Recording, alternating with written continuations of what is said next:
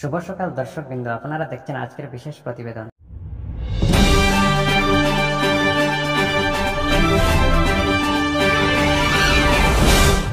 রেলমন্ত্রী অশ্বিনী বৈষ্ণব বৃহস্পতিবার শিলচরের সাংসদ কানার পুরকায়স্তের সাথে এক বৈঠকে লঙ্কা শিলচর নতুন রেল প্রকল্পের অগ্রগতির খবর জানিয়েছেন। মন্ত্রী জানিয়েছেন, আগামী 6 মাসের মধ্যে বরাক উপত্যকা এবং আশেপাশের রাজ্যগুলির মানুষের জন্য সুখবর আসতে পারে। ফেব্রুয়ারিতে আয়োজন হওয়া অ্যাডভান্টেজ আসাম 2.0 প্রোগ্রামে তিনি জানিয়েছিলেন, এই প্রকল্পে প্রায় 30,000 কোটি টাকার খরচ হবে। এর ফলে ত্রিপুরা, মণিপুর, মিজোরাম এবং দক্ষিণ পূর্ব এশিয়ার সাথে যুক্ত হওয়ার সুবিধা হবে। এর পাশাপাশি রাজ্যসভার সম্প্রসারণ নিয়ে মন্ত্রীকে স্মারকলিপি জমা দেন কানাত পুরকায়স্থ। শিলচর লঙ্কা বিকল্প রেলপথের বাস্তবায়ন, শিলচর রেল স্টেশনের পরিষেবা এবং যাত্রী সুবিধা বাড়ানোর প্রয়োজনীয়তা নিয়ে বিস্তারিত আলোচনা হয়। রেলমন্ত্রী আশ্বাস দিয়েছেন, 6 মাসের মধ্যে প্রকল্প নিয়ে ইতিবাচক খবর আসবে। অসমের মুখ্যমন্ত্রী হেমন্ত বিশ্ব শর্মা আত্মনির্ভর আসাম অভিযান 2.0 এর দ্বিতীয় পর্যায় ঘোষণা করেছেন। এই প্রকল্পে ইতিমধ্যে 1 লাখের বেশি আবেদন জমা পড়েছে। 35টি জেলার যুব সমাজ স্বনির্ভর করে তোলার লক্ষ্যে এই কর্মসূচি চালু হয়েছে। সরকারের তথ্য অনুযায়ী ইতিমধ্যে 81,000-এর বেশি প্রার্থী সাক্ষাৎকার দিয়েছেন। এই উদ্যোগের মাধ্যমে স্থানীয় শিল্প, কৃষি, পরিষেবা, নতুন কর্মসংস্থান তৈরির সুযোগ তৈরি হবে বলে আশা করা হচ্ছে।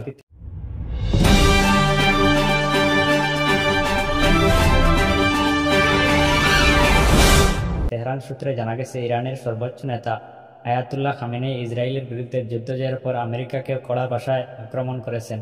সম্প্রতি ইসরায়েল ও ইরানের যুদ্ধবিরতির পর তার প্রথম বার্তায় তিনি বলেন, আমেরিকা চাইলেও ইসরায়েলকে রক্ষা করতে পারেন।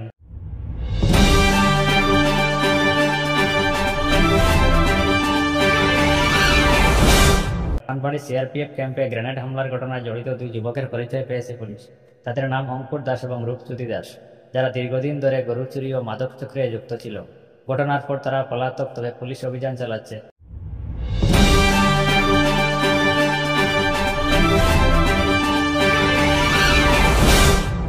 লামডিং বদরপুর পাহাড়ি লাইনে ভূমিধসের কারণে বন্ধ থাকা রেলপথ রবিবার থেকে সচল হতে পারে বলে জানিয়েছেন উত্তর পূর্ব সীমান্ত রেলওয়ে জিএম চেতন কুমার শ্রীবাস্তব।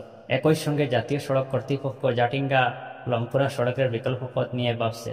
শিলচর গুয়াহাটি বিমানের ভাড়া আকাশ ছোঁয়া বড় যানবাহন সংকটে বরাক উপত্যকার মানুষ ভোগান্তিতে পড়েছে। বিমানের ভাড়া 14,000 টাকার বেশি পর্যন্ত উঠে, যা অনেকের নাগালের বাইরে।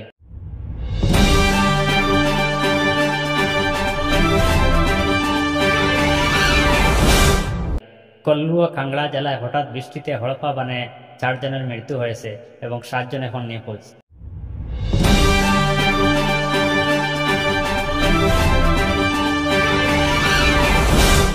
দেশের 345টি স্বীকৃতিহীন রাজনৈতিক দলের রেজিস্ট্রেশন বাতিল করতে যাচ্ছে কমিশন, কারণ 2019 সাল থেকে তারা কোনো নির্বাচনে অংশ নেননি।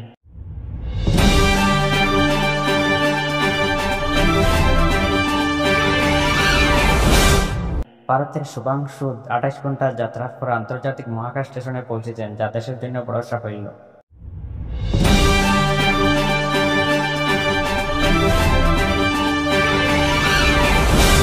পুরীর শঙ্করাচার্য এক বিতর্কিত মন্তব্য করে বলেছেন, অসমের ব্রাহ্মণরা অতীতে গরুর মাংস খেতেন। এতে রাজ্য জুড়ে বিতর্ক শুরু হয়েছে। মুখ্যমন্ত্রী হেমন্ত বিশ্ব শর্মা গরু সুরক্ষা আইন কঠোরভাবে কার্যকর করার ঘোষণা দিয়েছে।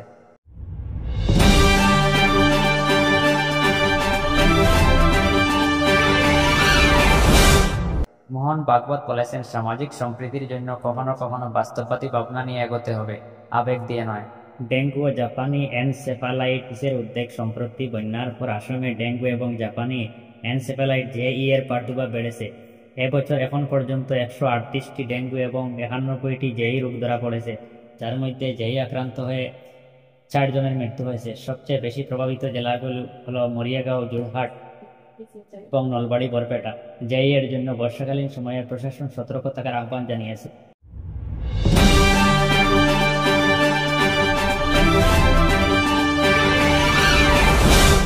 কাছাড় জেলার দলদু চা বাগানের নতুন গ্রিনফিল্ড বিমানবন্দর নির্মাণের কাজ 1 ডিসেম্বর 2025 থেকে শুরু হবে।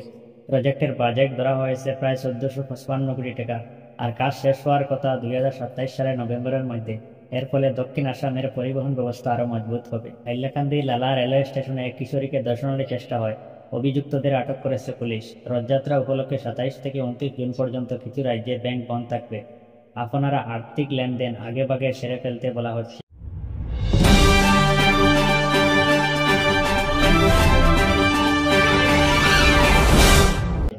আর শেয়ার বাজারে ইতিবাচক প্রবণতা থাকতে পারে বলে অনুমান। বিশেষ করে আইসিআইসিআই ব্যাংক এর রিলায়েন্স ইন্ডাস্ট্রিজ এর শেয়ারের উপর নজর রাখতে বিনিয়োগকারীদের পরামর্শ দেওয়া হয়েছে।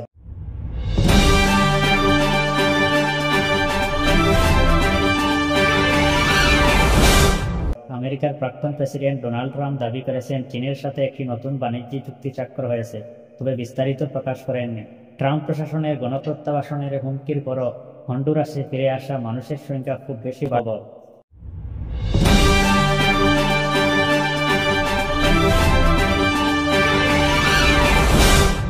সেন্ট্রাল আফ্রিকার রিপাবলিকান রাজধানী বাঙ্গুইতে একটি হাই স্কুলের পরীক্ষা কেন্দ্রে ট্রান্সফরমার বিস্ফোরণে আতঙ্কিত হয়ে লোকজন হুড়োহুড়ি শুরু করলে পদলিত হয়ে 29 জনের মৃত্যু হয় এবং বহু আহত হন।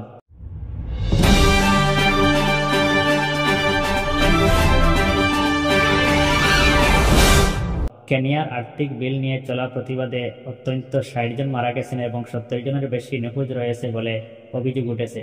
লাওসের ভিয়েন্তিয়ান বিমানবন্দরে 70 বছরের এক ডাচ নাগরিকের কাছ থেকে 3 কেজি হেরোইন ধরা পড়েছে, যা বেলজিয়াম পাচার করার চেষ্টা হচ্ছিল। 2007 থেকে অবরোধ এবং সংঘাতের কারণে গাজার অর্থনীতি ভেঙে পড়েছে। বাসিন্দাদের অধিকাংশ এখনো সাহায্যের উপর নির্ভরশীল হয়ে পড়েছেন।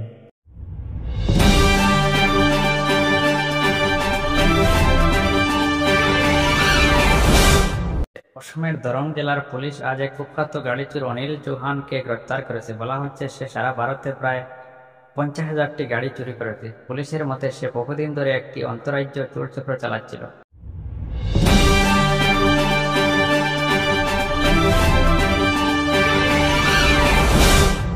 দিশপুর থানায় পুলিশ গুয়াহাটিতে একটি এটিএম প্রতারণার মামলায় এক ব্যক্তিকে গ্রেপ্তার করেছে। জুন মাসে এটি এই ধরনের চতুর্থ ঘটনা। প্রতারক ভুয়া ফোন কল ও ফিশিং মেসেজের মাধ্যমে মানুষের টাকা আত্মসাৎ করছিল।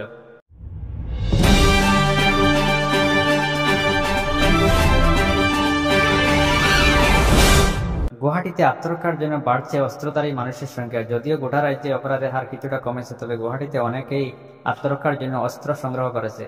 এই প্রবণতা পুলিশ ও সমাজে উদ্বেগ সৃষ্টি করেছে।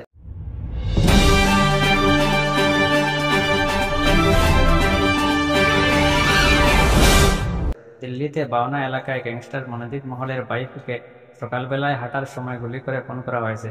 পুলিশ জানিয়েছে এই খুনের পেছনে একটি ব্রিটেন ভিত্তিক প্রতিদ্বন্দ্বী গ্যাং এর হাত থাকতে পারে।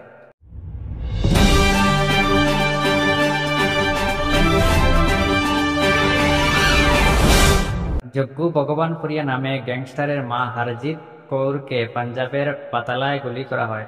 আহত অবস্থায় হাসপাতালে নেওয়া হলে তিনি মারা যান। পুলিশের সন্দেহ এটা টার্গেটেড আক্রমণ ছিল।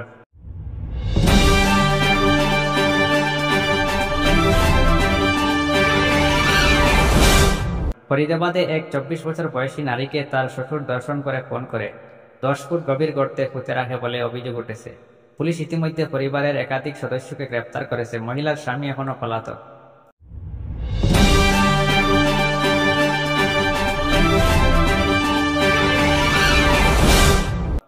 নাগপুরের এক ব্যক্তি হোয়াটসঅ্যাপ প্রতারণার শিকার হয়ে 50 লাখ টাকা হারিয়েছেন। পুলিশ তদন্ত করে বিহার থেকে 20 বছর বয়সী এক যুবককে গ্রেপ্তার করেছে, যিনি পুরা চক্রের মূল হোতা বলে জানা গেছে।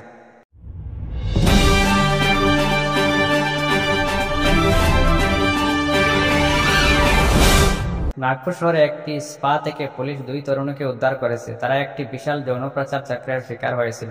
এই চক্রের সঙ্গে বহু শহরের দালালরা জড়িত বলে পুলিশ জানিয়েছে।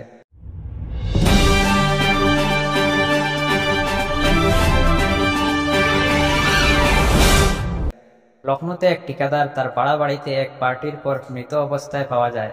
তার স্ত্রী অভিযোগ স্বামীর প্রেমিকা এবং তার বন্ধুরা এই খুনের সঙ্গে যুক্ত।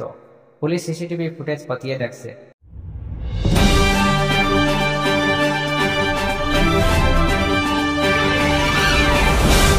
মধ্যপ্রদেশে হাইকোর্ট নির্দেশ দিয়েছিল সমস্ত গুরুতর অপরাধে আইপিএস অফিসারদের নজরদারি থাকতে হবে। রাজ্য সরকার এই সিদ্ধান্তকে বাস্তবসম্মত নয় বলে আদালতে আপিল করে এবং সুপ্রিম কোর্ট এই নির্দেশে স্থগিতাদেশ দিয়েছে।